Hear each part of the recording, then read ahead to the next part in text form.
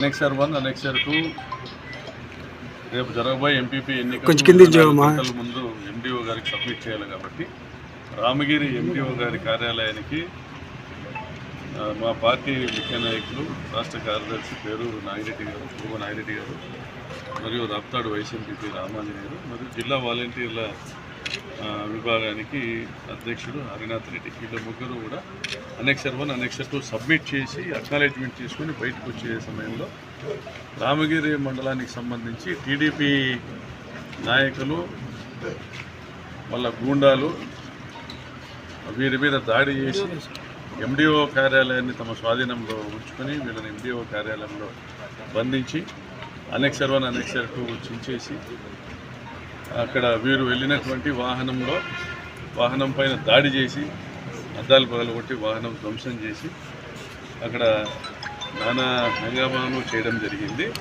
శాంతి భద్రతలను సంపూర్ణంగా police department TDP గూండాలకు అప్పచెప్పడం జరిగింది. మాకు ఈ వార్త తెలిసిన తక్షణము డిఎస్పీ గారికి, సిఐ గారికి ఫోన్ చేశాము. వీరు వెళ్ళారు. దాదాపుగా ఇది జరిగి 12 గంటల ప్రాంతంలో, 12:30 ప్రాంతంలో జరిగింది. ఎస్పీ గారు కూడా వెళ్ళారు.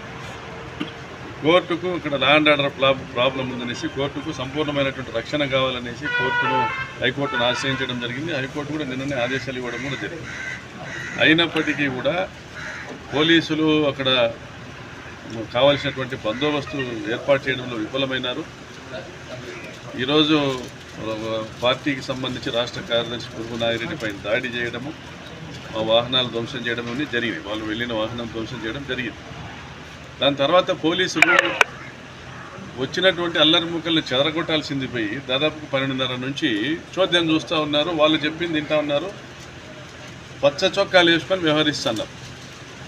మళ్ళీ ఇందాక TV9లో స్క్రోలింగ్ వచ్చింది, ఒక వీడియో పంపించింది.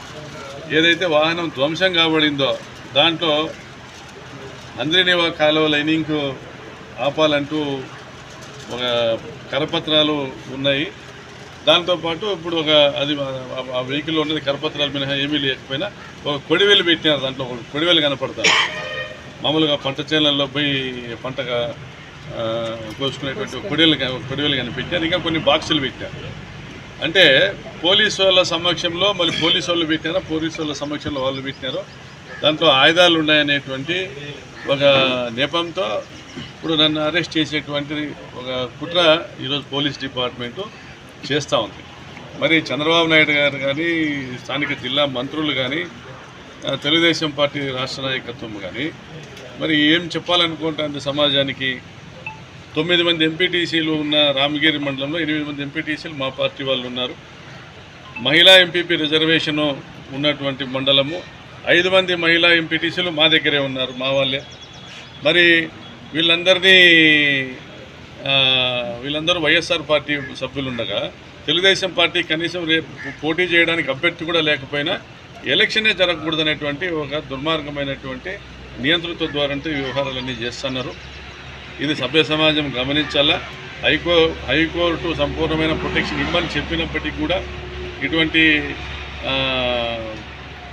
చర్యలు ఏవైతే దుర్మార్గమైన చర్యలు పాల్పడుతున్నారో వీటిని కట్టడి చేయాల్సిన పోలీసులు, తెలుగుదేశం గుండాలను అరెస్ట్ చేసి వాళ్ళ మీద కేసులు నమోదు చేయాల్సినటువంటి పోలీసులు, నేను బెంగళూరు నుంచి ఈ సమస్య జరిగిందనేసి నేను బయలుదేరి వస్తుండగా సోమందేపల్లి దగ్గర నన్ను ప్రివెంటివ్ అరెస్ట్ చేస్తున్నామని చెప్పి స్టేషన్కి తీసుకొచ్చినారు. ఇప్పుడు చూస్తే ఆ బండిలో వాహనం ఏదైతే వెహికల్ ఫార్చునర్ వెహికల్ ఉందో ఆ వెహికల్లో కొడివేలు పెట్టినట్లుగా ఒక వీడియో బయటకు వచ్చింది. అంటే ఇది ఏ సాంప్రదాయము? ఎన్ని సంవత్సరాలు ఎన్నికిపోతూ ఉన్నారు? గతంలో ఎప్పుడో నాకు తెలిసి 90లోనో 90వ దశకంలో జరిగినటువంటి వ్యవహారాలు ఇప్పుడు చేస్తున్నారు. ఒక రకమైన చదువురాని వ్యక్తి కూడా, ఒక నాగరికత అంతో ఇంత నాగరికత లేని వ్యక్తి కూడా దీన్ని ఖండించేటువంటి పరిస్థితి. తోపుదుర్తి ప్రకాష్ రెడ్డి అనేవాడు ఫ్యాక్షన్ని ప్రోత్సహించి ఉంటే పోయిన 5 సంవత్సరాలు తెలుగుదేశం పార్టీ వాళ్ళు బయట తిరిగిండే పరిస్థితి ఉందా? ఫ్యాక్షన్ను వ్యతిరేకిస్తూ ఫ్యాక్షన్ని ప్రోత్సహించకుండా అందరూ స్వేచ్ఛగా తిరిగేటువంటి వాతావరణం జగనన్న నేతృత్వంలో ఈ జిల్లాలో నడిచింది. మరి ఇప్పుడు ఎంపీపీ ఎలక్షన్ వస్తానే మీ రంగులు మీరు చూపిస్తూ ఉన్నారు.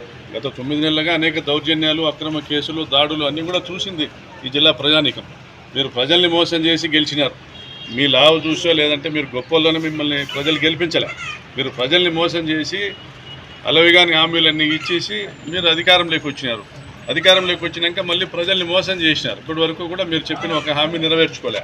ప్రజల్లో మీరు పల్చన అయిపోయినారు. కాబట్టి ఇప్పుడు తెలుగుదేశం పార్టీ విధానం ఒకటే, వైసీపీకి సంబంధించి నాయకత్వాన్ని దెబ్బతీయాలా, వైసీపీలో ఉన్న ప్రజాప్రతినిధుల్ని దెబ్బతీయాలా, దాడులు చేయాలా, ఎన్నికలను పోలీసుల సాయంతో అక్రమంగా వాళ్ళ చేతుల్లోకి తీసుకోవాలా. ఈ విధానంలో మీరున్నారు. తప్పనిసరిగా దీనికి తగిన మూల్యం మీరు రాబోయే కాలంలో చెల్లించుకోవాల్సి ఉంటుంది. మీరు అక్రమ కేసులు ఎన్ని పెట్టినా కూడా కోర్టు ఉంది, న్యాయము చట్టము అన్నీ ఉన్నాయి. తప్పనిసరిగా దీన్ని ప్రజా కోర్టులో మేము ఎదుర్కొంటామని తెలియజేస్తాం.